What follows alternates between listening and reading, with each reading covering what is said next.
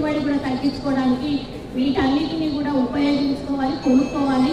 ఈ సబ్సిడీ ఉన్నందున మనకి ఇంకా ఇది ఒక మంచి అవకాశం కాబట్టి మీరందరూ కూడా వీటిని వినియోగించుకోవాలి.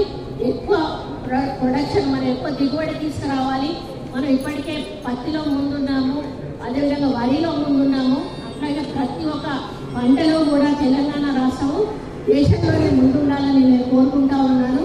దానికి ఈ యొక్క సాధనాలు తప్పకుండా ఉపయోగపడతాయి కాబట్టి మీరందరూ కూడా కొనుక్కొని దీన్ని యూజ్ చేసుకోవాలని విజ్ఞప్తి చేస్తూ మరి ఆ కంపెనీ వాళ్ళకు కూడా అప్రిషియేట్ చేస్తూ ఉన్నాను.